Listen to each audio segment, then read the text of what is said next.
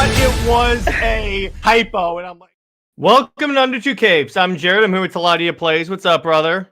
Hey, what's up, everyone? And welcome to another Under Two Capes episode. And today we are discussing why Marvel hates Spider-Man. Oh boy, what's up, QT? Yeah, this is gonna be one of those episodes. Now, here's the thing. Spider-Man is arguably one of, and what's up, Cameron?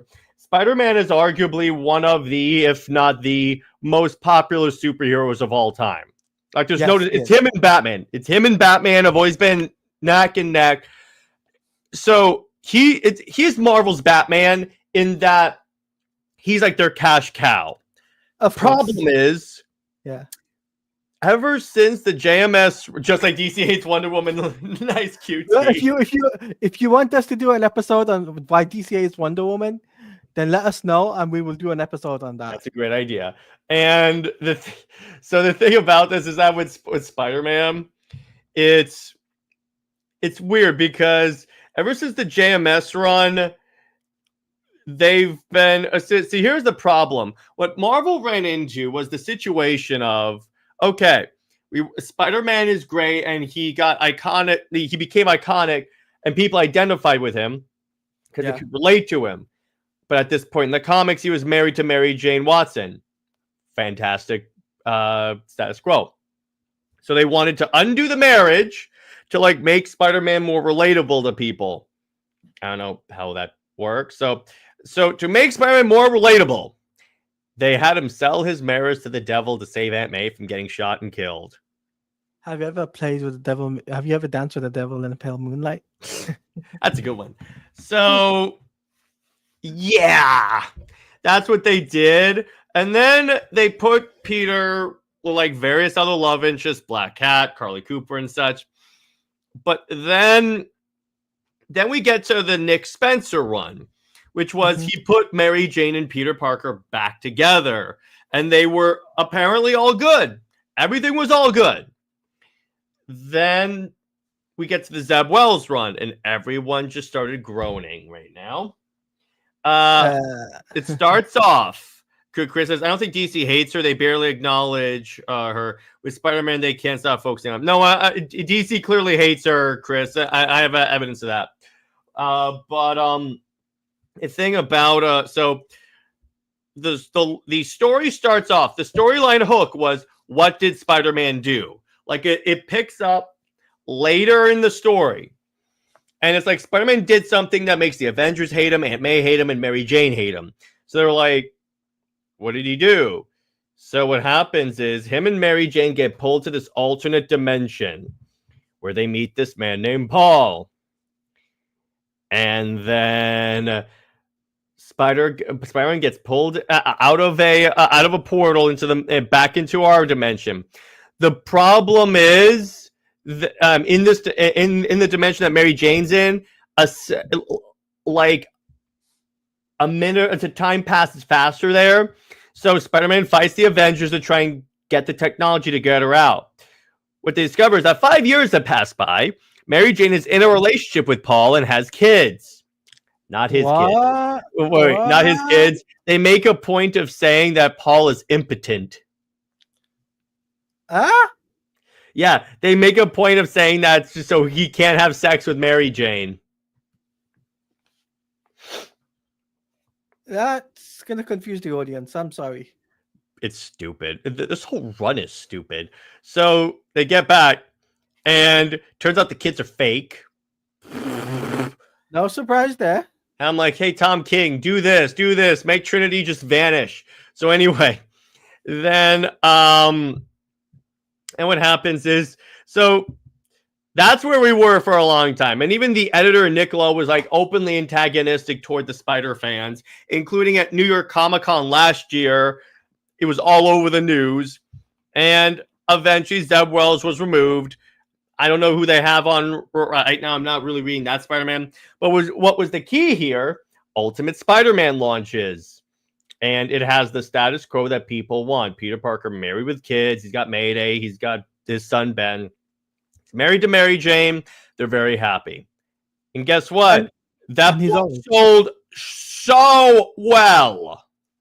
And another thing, too, he's old. older. It's kind of like this magical concept. Oh, wait. So you're telling me in a consumer-led business, if you give the customers what they want, you get money?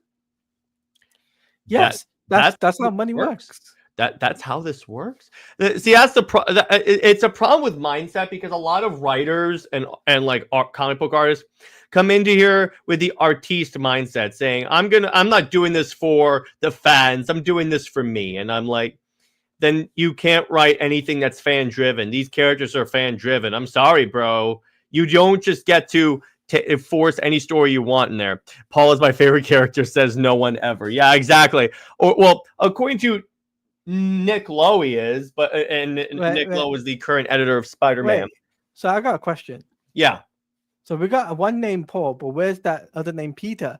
When Peter and Paul meet each other, have you ever heard of that? Peter Parker. No, Peter and Paul. One named Peter, one named Paul. Have they ever met? Peter's the other guy. I know Peter Parker. Has he met? Yes, they have met. They have met. So they did this. So in a Venom issue that just came out. So you know who Dylan is, right? It's Eddie Brock's son. Yeah. He lambasts Paul. I'm going to pull up the page because this is something that must be read live on air. It is the stuff of legend. So Paul is being an a-hole. So he goes, "No phone at the table, Dylan." Oh, wait, hang on. Here we go. This is so good. Are you ready? So Dylan said, so Paul says, "No phone at the table, please." "Cram it, weirdo." "Excuse me, Paul, I need you in the kitchen for a sec, hon." "Yeah, Paul, go make some more vegan crap that sucks." Continuing on. "Did you hear that, MJ? What's wrong with this kid? I make him my special couscous, and this is how he talks. Paul, he was bonded to a violent alien for months. He was homeless. He stabbed his own father on live TV. I'm sorry the traumatized child insulted your couscous." "Oh, of course, trauma, the magic word. That means he can do whatever he wants. You know, we have some of that ourselves, right?" And then here's Dylan. "Maybe if you'd remember, maybe you'd remember if you ever showed up to couples counseling." Yeah, that was Mary Jane. And then Dylan says, "Yeah, break up already. So if I were Madame Mass, where would I hide out?" Next, can we please not bring your ex into this again? "Hey, Paul, MJ, get out here." "What is it, Dylan? We're in the middle of something." So here's Dylan. "Oh, it's not important. I was just wondering, how stupid do you have to be fooled by a pair of imaginary kids?" What? Yeah. And Robert sent that to me. And at first I didn't know what he was talking about until I read it. And I'm going to say this to Al Ewing, who's the writer of Venom. Well done, sir. Well done. Actually, you know what? Yeah. I think he deserves a very special clip. Yeah. You can have, because he deserves my man. Yeah, I'll give him that. A man. Yeah, out of topic, but Paul got a finer haircut. Sadly, he's just in IC. Yeah, exactly. Yes, owned Tricon. Yes, he is owned by a kid. Isn't that funny? Yes, give that man a raise. You know what I'm gonna do? I may actually add Al Ewing's Venom to my poll list just for that. We should tag Al Ewing or use a hashtag. Get Al Ewing on Wonder Woman. No. I'm not. Just because he can do that. I mean, he did Wonder Woman. It would be hilarious if he did that at the Steve Trevor. That'd be great. But all we know is that currently, don't worry about Wonder Woman. This is the Spider-Man stream. We talk about Wonder Woman later. But it's like with that, because here's the problem with this. So remember, this is also the character where Dylan's got that Venom in him. Nice, Kirby. This is also the character, by the way, in terms of Spider-Man, where their idea for adding drama and taking Gwen Stacy off her like pedestal was making it so she slept with Norman Osborn and had his kids. Remember that? Sins past. That was torture. That was torture. Yeah, exactly. So so that's the thing. That's the question I always had about Spider-Man. Because if he's like your cash cow, if you will, why the hell do you keep giving him these crap stories? This makes zero sense unless you're intentionally trying to sabotage, which honestly, at this point, I would not be surprised if Marvel editorial is so far down that they're like, yeah, let's actually sabotage and see if we can get the insurance money. What do you think, Taladia, with all the bullshit that we've talked about? It's bullshittery. That's the best way to put it. Yeah, it is. And the thing is, I'm looking at this, and see, the problem is, Spider-Man, it's not like Spider-Man's a bad character. Spider-Man is the example of you have a fantastic character that does well. The problem is you have either crap writers on him, or more accurately, honestly, you have crap editorial. That's the problem. Kirby says either that or they're trying to kick Peter out of the picture and make someone else the face of Marvel.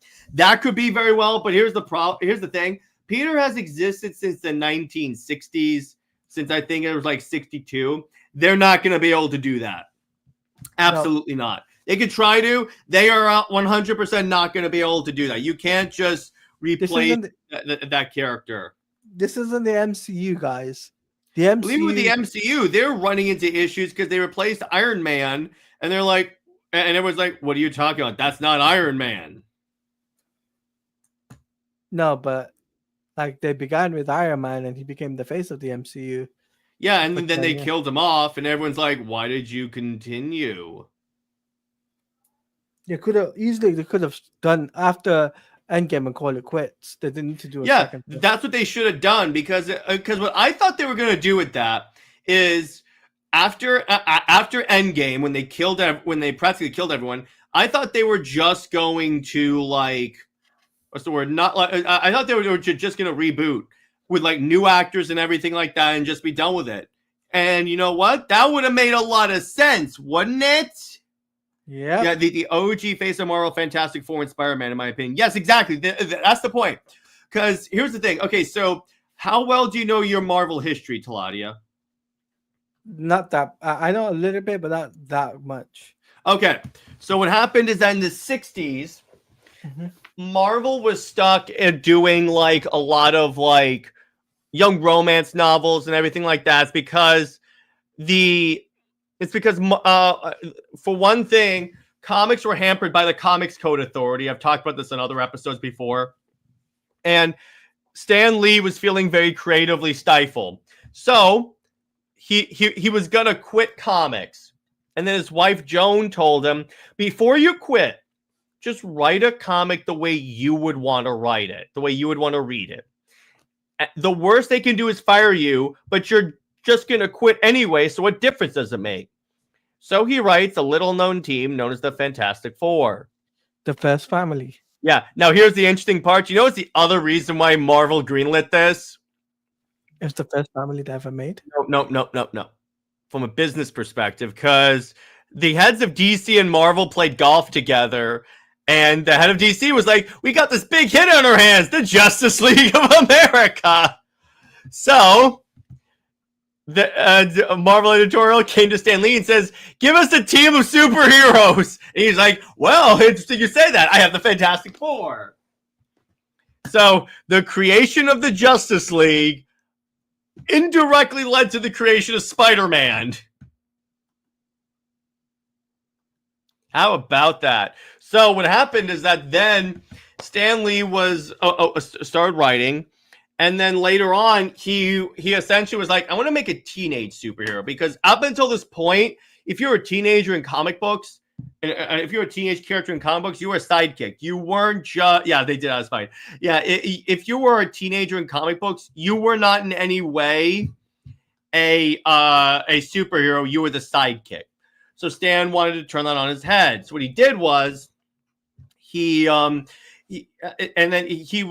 thinking about superhero. They saw a fly on the wall. So he was like Insect Man, Fly Man, Spider-Man, and that's how you got Spider-Man.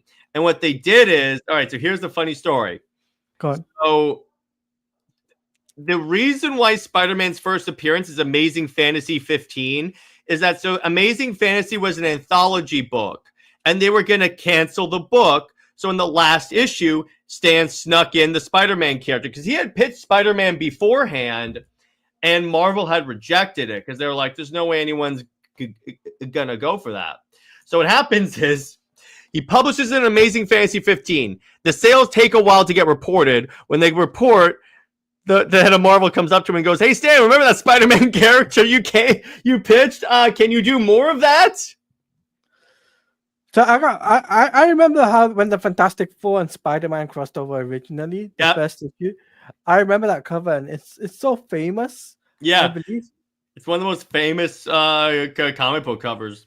Spider-Man has got a lot of the famous comic book covers, but it's like, so on that, it's so the idea for that, that's where that like concept came from, and so Spider-Man quickly became like a fan favorite because Spider-Man got cold. He had to juggle being a superhero, being a student, and trying to be a good boyfriend / nephew to Aunt May. It was the whole with great power comes great responsibility and stuff. So you had that. So the issue there when it comes to Spider-Man is that later on, so they married Peter Parker and MJ. Yeah, DC and Marvel always doing that. Yeah, so I want a version of Gigapal that is Thorne is married to MJ. Nope. So continuing on. I got a question for you, Charlie. Yeah, go ahead. Right. Has ever Reed Richards and Dr. Connors ever done like a met, like when Connors and I'm sure they have once. I'm not exactly sure specifically.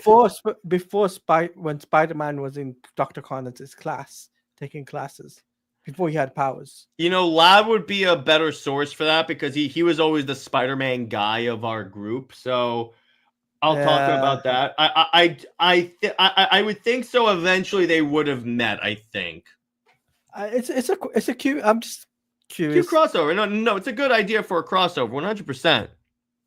I was just curious about that. So sorry. Yeah, but so Spider-Man gets married to MJ, and you get one of the best eras of Spider-Man, straight up. Yeah, and then Marvel has to marvel and ruin the status quo because they're like, he's not relatable. He's not the way he was when I was reading comics. Yeah, but he's selling well. Doesn't this kind of remind you of DC in the New 52 when they're like, oh no, this is not the way these characters should be? Oh, really? Hey, what's up, Tevia? I got it reminds me of the Snyderverse. That too. It's like, oh, this is not the Spider-Man that I grew up with. And I'm like, yeah, well, it's selling, so you shouldn't do anything. But again, Marvel editorial had to screw up a good thing. Good to see you too, Tevia.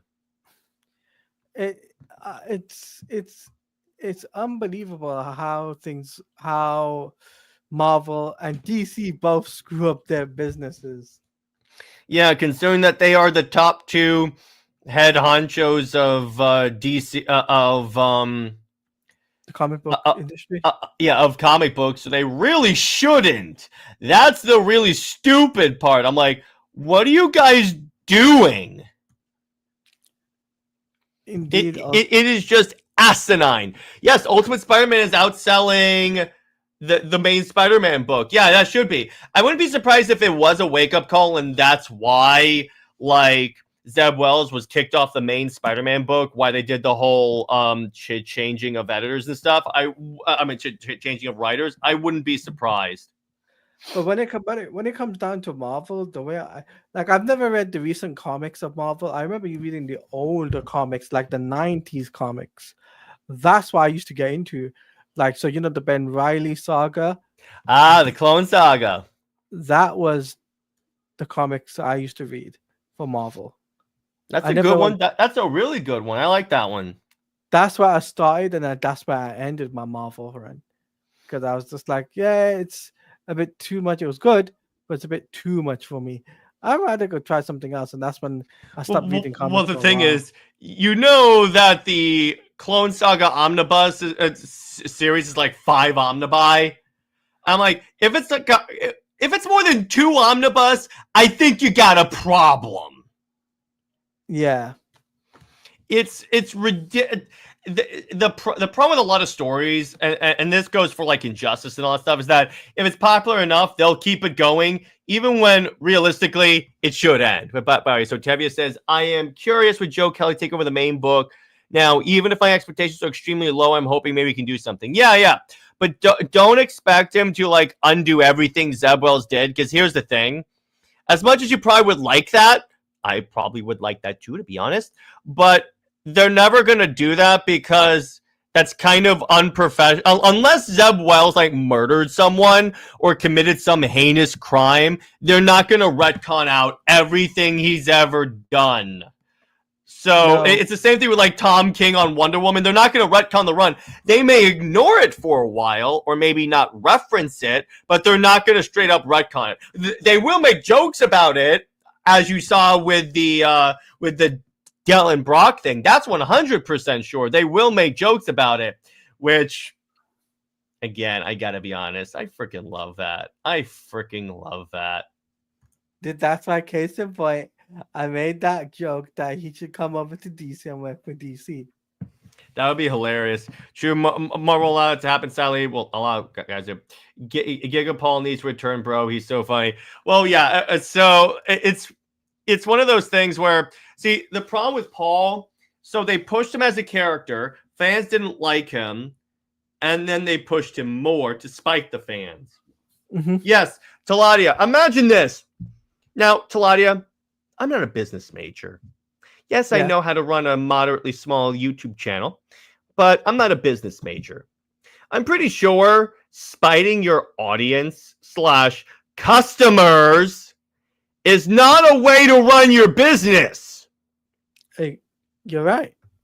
I think what it is, part of this is why it's a problem that like Disney owns Marvel, Warner Brothers owns DC, because when you have that cushion of like a larger corporation, you can afford to take more risks, because when you think about it, it's not like the end of the world for your company if you screw up.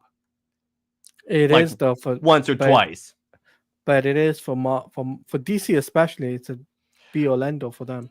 Yeah. We'll see. But my point is, it's like it gets to the point where it's one of those weird things. My best estimate, it's probably ego involved with these spider editors. So, some of it is ego, Tevia, 100%. Some of it is definitely ego. Cameron says the fact that it's been shown that Peter and MJ being married will sell, and they still refuse. Well, here's the thing. Not only that, Cameron, they intentionally mocked the book. Like, Nick Lowe, who's the current Spider-Man editor, when Ultimate Spider-Man was coming out, he would say, if you want Peter Parker and Mary Jane married, go read Ultimate Spider-Man. I think he was hoping that the book would bomb, because if the book bombed, he would have way more like leverage to keep them apart. The problem is the book became like the highest selling Marvel book. In fact, in the top 5 like rankings of books in 2024, Ultimate Spider-Man was on that list. The other ones being the absolute DC books, which we're all happy about. Yes. But it's like, yeah, and that was the biggest wake-up call, because they're like, wait a minute. People actually want it, because people were treating Ultimate Spider-Man like I treat Absolute Wonder Woman. In other words, you have a crap run in the main book, where previously you would be kind of stuck, because if you want to read Spider-Man, you're just stuck. So essentially, when you give us an alternative that caters to us, we have a place to go. That's partly why Absolute Wonder Woman has been selling so well. So, in other words, actually, thank you, Tom King. Yes, thank you. Because your book is so utterly crap, Absolute Wonder Woman is selling. I really appreciate that, brother. Thank you. So really, it's like as long as Ultimate Spider, I think. See, the thing is, Ultimate Spider-Man was the breaking point because I think they would have kept Zeb Wells and kept their BS3 on there. Because if you notice, Taladia, after like Ultimate Spider-Man came out and dominated for like a long time, Marvel editorial legit came out was like, oh my gosh, Peter Parker and Mary Jane can be married, can date, they just can't get married. I told to Robert, I'm convinced that within like a year or so they'll put them back together. It's definitely gonna happen. By the way, Derek says, I love comics. I grew up reading them and watching cartoons. My favorites are Superman, Batman, and Thor, and Paul. Well, since I like 3 of those characters, and by the way, you will fit in very well at this channel. So welcome, sir. And so it's one of those things where when it comes to again, Ultimate Spider-Man, it's like when you give the fans what they want, and it's not gonna interfere with your crap book. So it's like when you give the audience options, they show up. Like with the Absolute Universe, with the Ultimate Universe and such. That's William has talked about this on his show all the time. He's like, that's why you shouldn't fold in like Robert Pattinson, why the Absolute Universe is such a great idea. Because if you give the audience options, it's like if I don't like James Gunn's Batman, you know what? I have the Pattinson verse. If I don't like Zeb Wells' Spider-Man, I have Ultimate Spider-Man. If I sure as hell don't like Tom King's Wonder Woman, guess what? I have that. Hey, what's up, DC Animated Questions? If I don't like and same vice versa.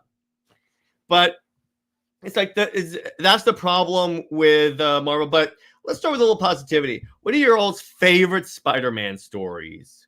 Mine is the Saga of the Black Suit. Do you know what that story is? Secret Wars. It's the aftermath of Secret Wars. So Spider-Man shows up with the black suit and he goes to sleep, but he wakes up tired all the time. He's wondering, what the hell is going on? Turns out the suit's alive and it's been puppeting him and fighting crime as Spider-Man while he sleeps. Unfortunately, he has the dangling strings on him. Yeah, and that would lead to a certain Spider-Man character named Venom. But Taladia, what's your favorite Spider-Man story? Like I mentioned before, the only one run I read was the Clone Saga. That's a good one. That's the only one I've read. I haven't read anything since. Unfortunately, I didn't even read the Ultimates, to be honest with you, right? Because I'm a DC guy. So you can still read DC books. You kidding me? Ultimate Spider-Man, but the one where him, Iceman, the Human Torch are living together. Yeah, that's the thing. Oh yeah, that is. Mine is Peter Parker and Mary Jane Gamer. Oh, is that the specific story or what's going on? Kraven's Last Hunt is really good. That's like the Dark Knight Returns of Spider-Man. I really like that. What else you guys got for favorite Spider-Man? I like the one where Spider-Man beats up the Kingpin. Can you be a little more specific? Because that happens a lot. That's happening in movies. It's happening in video games. It's happening in comics. Yeah, it's all good, dude. But I'm like a little more specific. But it's one of those. But yes, again, Spider-Man has great stories, and they keep either doing the same stuff or abusing. I really like in is that a story? Right, Derek says, I don't read much Spider-Man, but I really like Carnage. Carnage is good. That counts. Carnage Unleashed. There's plenty of Spider-Man stories that include Carnage. I'll count that. Is it the prison one, QT? That might be. That might be. But anyway, so what other stories do you guys actually, you know what? What's your guys' least favorite Spider-Man stories? Because my least favorite is Sin's Past, the one where everyone got Spider-Man powers. Spider Island. That's the one. My least favorite Spider-Man story, Sin's Past. Wait. Peter Parker and Mary Jane getting married is a comic story. What's the name of the comic storyline, though? Can I mention my West? Yeah, go ahead. Sins Remembered. What's that? Is that the one where they? No, Remember? Sins Past is the one where they tell that Gwen slept with Norman Osborn. Yeah. So it's Sins Past. Yeah. Spider-Man Reign. You know what this one is? This is an alternate future Spider-Man where he kills Mary Jane with his radioactive sperm. I know, right? That's a bit too much information. Okay, the wedding album. Okay, that works. That counts. I'll give you that. The J.J. Abrams Spider-Man story where he and MJ are murdered and Peter had the blood and organs harvest. What the hell? That was the J.J. Abrams storyline? What? Wow. That is quite a storyline. No, I can't get those two images out of my head now. Thanks, guys. You're welcome. Yeah, that's the thing. Spider-Man is kind of a contradiction in that he both has some of the best Marvel storylines and some of the worst. So it's really interesting how they do that. Cameron, come again? Yeah, come again. Yeah, exactly. That's Rain, brother. My least favorite is One More Day and Spider-Man comics because both storylines are bad, but the Spider-Verse storyline were just bloodbaths. Was that bad though? Because it just because the bloodbath does not mean it's a bad story. Let me clear on that. Best is the Hobgoblin Saga. Okay. Worst is Clone Saga. Yeah, the problem with Clone Saga. Okay, so what they did is that at first they were like, Peter Parker is the clone. That was like their first idea to like have like adult Spider-Man, but also have like more relatable kid Spider-Man. So they're like, let's kill him and then do something else. But then they made Ben Reilly the clone. That's what we're talking about there. But the problem is that they didn't do anything new with that. It was one of those things where I'm like, what the hell is this? They didn't execute it properly. Hey everyone, how's your day going? My day is going great, Corey. How's your day going? It's going well for me. Somehow Spider-Man Reign got a sequel. Makes no sense. Yeah, well, a lot of what Marvel does doesn't make sense. Let's be honest. When has Marvel ever made sense? When has DC ever made sense either? Well, yeah, we both know DC does not make any sense whatsoever. And that is why I do not trust DC. That's why I've never trusted DC no matter what, because I'm like, why should I trust that this company is not going to screw up? Answer that question. I shouldn't. Somehow Spider-Man, we already did that. Least favorite Spider-Man characters, and you can't choose Paul. Oh, God. If I can't choose Paul, I'm going to do... It's moment time! Morbius doesn't count. You can't pick Morbius. God dang it. Because Morbius is the best character. We all know that. Spider-Boy is the least character. That's what they also did. So Dan Slott retconned in that Spider-Man and Miles had a sidekick this entire time and didn't remember it. Least favorite Spider-Man love interest. I don't have a least favorite love interest because it's like I'm not as invested in that love interest as I am with Superman. Yeah, why did they ever do Spider-Boy? I don't get that. Because Dan Slott wanted to give Spider-Man a Robin, but he was really stupid about that. Did they take him off the book? Did they uncanonize No, him? he's still... Slott has his own Spider-Man book.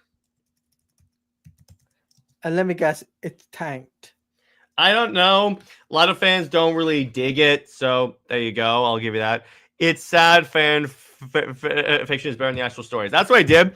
So fun fact, you know how I first met Britt? Yeah, I get an email one day, and it's like, hey, would you mind like covering fan fiction? This is before comics they got big. So I do it. Then I tell Lad the title of the episode literally is when fan fiction is better than what DC is putting out, because a lot of it is, particularly her stuff. And Corey says the problem with Spider-Man is that Marvel won't let Peter Parker grow up and stop being a man-child, which is one of my problems with Brand New Day or Spider-Man. Yeah, exactly. Your team said, I have no idea why Marvel hates Spider-Man. Personally, it's because they're jealous that his world is more explored and that they have when they have no one to blame but themselves for failing other heroes. That could be true. They're kind of throwing in the towel. Marvel's been trying to chase young heroes, but the problem is DC made sidekicks their identity. Marvel, let's be honest, has no need for them. Yeah, they don't need sidekicks, honestly. They really don't. And that's not what they are. Superior Spider-Man is also a storyline that I really didn't like because Superior Spider-Man was... Why was it dumb?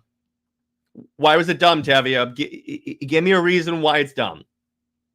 You give us a valid reason why it's dumb to you. Yeah, just saying a storyline is dumb does not qualify.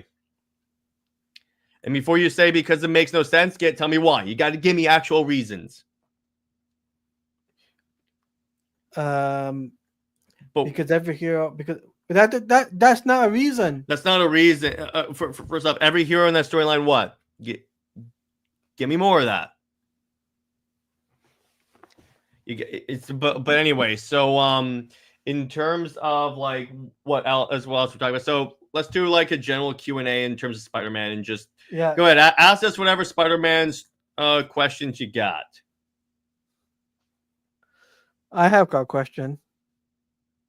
What got you into the Black Suit saga?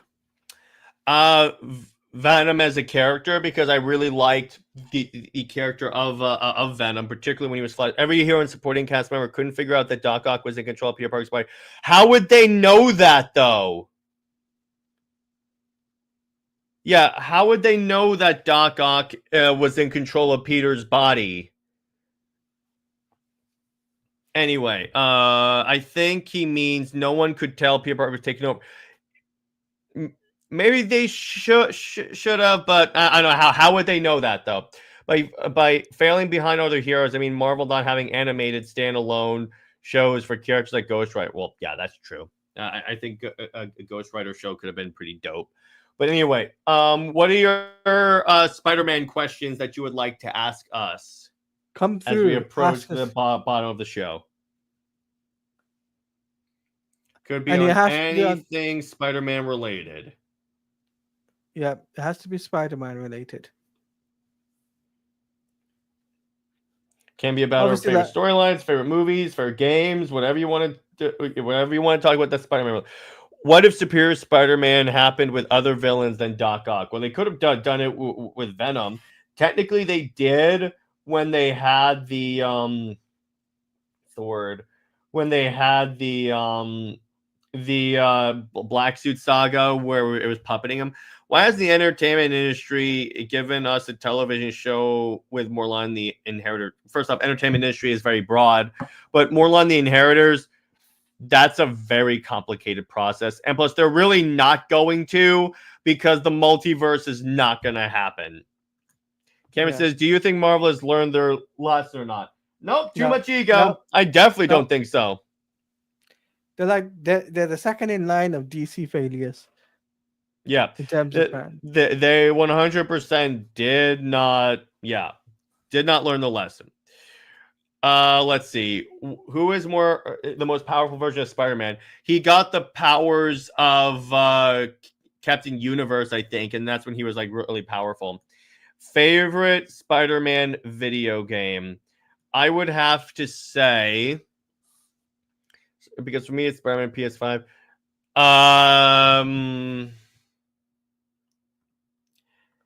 Okay, I would have to go with Spider-Man Web of Shadows. That's my favorite. How about you, Taladia? That's a hard one. I'm going to have to say Spider-Man. No, I'm not including Spider-Man 2 because of the pancake thing, before you even say that, right? Oh, come on, Taladia. How do you know I was going to bring up your pancaking? I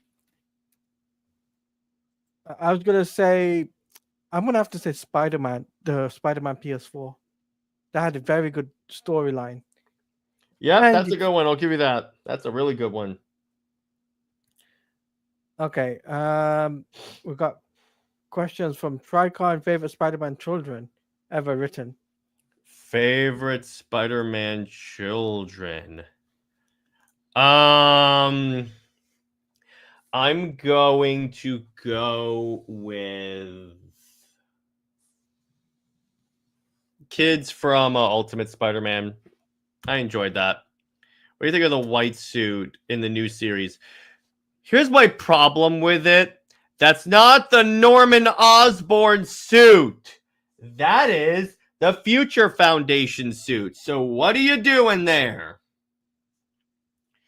Continuing on. Spider-Man 2 PS2. Superior Spider-Man is bad because it makes everyone in the Marvel it look stupid to realize that Doc Ock's inside a Park's body, but I will say that the Superior Spider-Man series is enjoyable. I don't think it's bad. Spider-Man Friend or Foe, that's a good one. I love that game. I only played Spider-Man 3 on PS2. Spider-Man 3 is good. Favorite Spider-Man movie? Sam Raimi, original Sam Raimi. Sam Raimi. I'll give you that. Sam Raimi, because that movie holds up remarkably well recently. And I'm like, whoa. Bonesaw Is ready. Ooh, yeah. I got you for 3 minutes. 3 minutes of playtime. Do you think Norman Osborn should be dead, or at this point, or still have him around? I think at this point, kill him.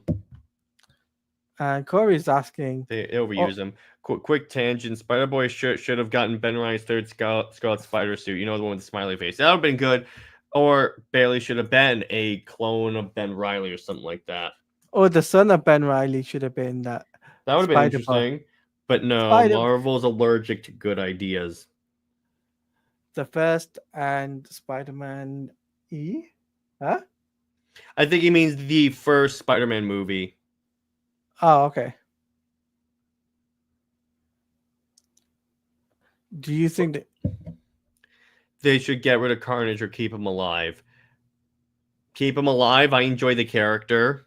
That's what I'll say with that. Yeah. They shouldn't mess around with Carnage. Carnage is a popular character. Derek says, "Oh, I just remembered that a new Spider-Man animated series will be released this year. I saw that the fans didn't like it. They didn't like it because it didn't look that good. That's the thing. And again, that's with the white suit. That white suit is not. That's the Future Foundation / Fantastic Four suit." You're right there. You're right. Have Spider-Man fight Carnage. They have done that in animation. And in comics many times. Many times. Unfortunately, we haven't had that in movies yet. The new Spider-Man show is going to tank What a Waste, according to Joseph Santos. Hey, what's up, Joseph? How you doing, my brother? Yeah, we'll see what happens. It probably will. I honestly think Marvel should just take a break. I used to call it Spider-Man 3, Spider-Man E when I was young. That's good. That's good. But, yeah, you know what? I think that's a good place to leave it. So, Garatina says, on the upcoming Disney Spider-Man show, that show does not look good to stand out to fans today. Yeah, exactly.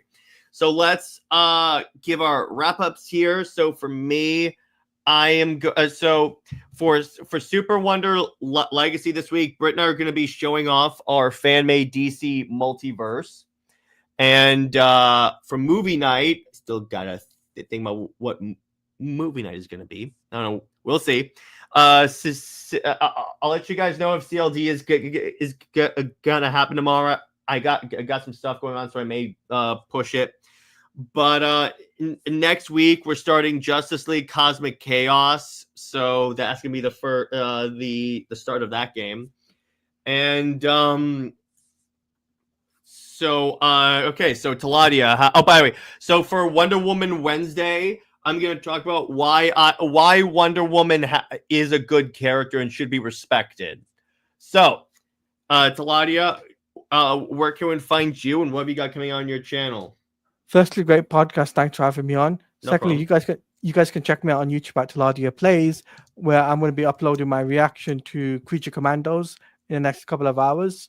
So stay tuned for that. And then this Sunday, I'll be doing some Marvel Rival content for you guys, as I will be doing it with RJ and viewers, as we'll be playing the first season of Marvel Rivals, where the Fantastic Four are making the first debut. So stay tuned for those. Oh, yeah. So, Stay woke, everyone. Remember, Lois Lane is Lois Lane. She belongs to General Zod.